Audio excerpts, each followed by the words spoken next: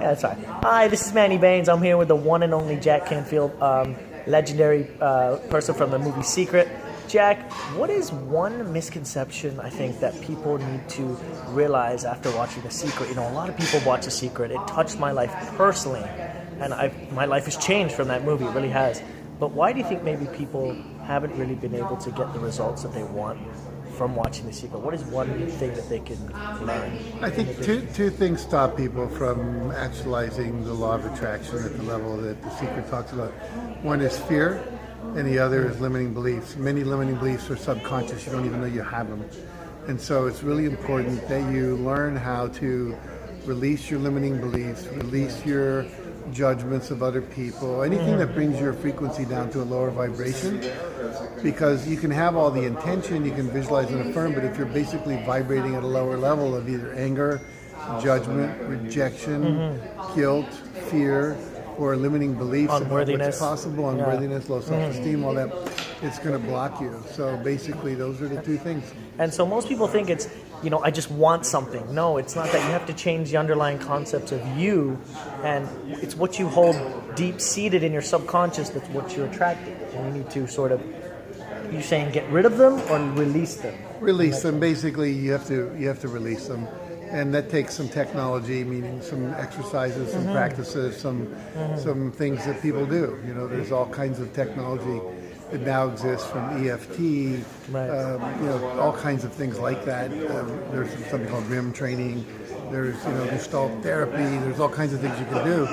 But ultimately, you have to identify what those limiting beliefs are. Right. And, you know, there's more and more research, too. I'm running across a lot of people finding out that they have limiting beliefs not only from this lifetime but from even past lifetimes, which is hard to kind of believe or even grok in today's world. Yeah. But I just worked with a guy where I made a decision, you know, in a previous life when I was a doctor, where I was trying to heal this woman and I couldn't do it. And I kind of decided that I had to study more and more and more so I would never have that situation again. And it was a wrong choice, because what I really needed to do was realize that if I close my eyes and go inside, I have access to all the wisdom of the universe through my own intuition. So here I was reading thousands of books, and I know a lot of stuff as a result of it, but I hadn't fully developed my own intuitive connection to a higher power. So there's a lot of nuances that go into all this work. But the main thing is to start realizing you do have these thought forms and beliefs, and your thoughts affect your emotions and your feeling, your vibration. And ultimately, the higher your vibration, the higher your consciousness, the more you become attracted. So we meet people that they have sparkly eyes, they're energized, and we're attracted to them. Yes. You know, so the law of attraction works the same way. Yeah, wow. Well, thank you so much, Jack. And one thing that people can do to release it, now you're saying EFT, you said you've done past life regression in order to clean. So would you recommend that? Or what is one simple thing, let's say, for an average person? Well, I think the main thing is find out, you know, if something's not working, what are your beliefs about it? Like, do you have beliefs about money, relationships? And, you know, if you can begin to just notice what's the opposite of that belief. Like, so there's no good men in town. Well, there are lots of good men in town. So we could just believe that. Or there's a man in the world coming to me right now. But there's not enough money to go around. There's plenty of money to go around. So you can create an opposite affirmation. But in order to do that, you have to be aware of what the belief is. As I said, a lot of these beliefs are subconscious. I'm working on a book right now, which will probably come out in a year, called Unstuck.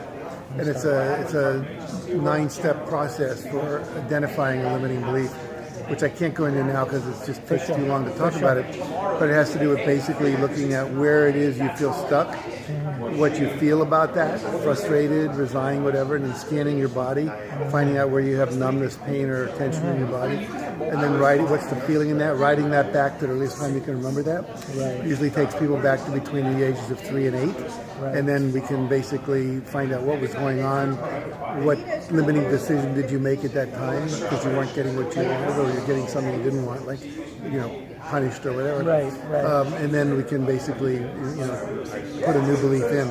But I think the simplest thing for most people is if you know what the limiting belief is, Create an affirmation is the opposite. Use EFT, emotional freedom technique, tapping. Tap on the belief, this limiting belief that I'm not enough, this limiting belief that I'm, unworthy of love, whatever. And that technique, you obviously are aware of it because you're talking consciously about it. But there's so much online about it. There's so many videos you can watch. I've written a book called Tapping Into Ultimate Success. There's the books by, Mr. Ordner, and also by Dawson Church. Lots of books out there.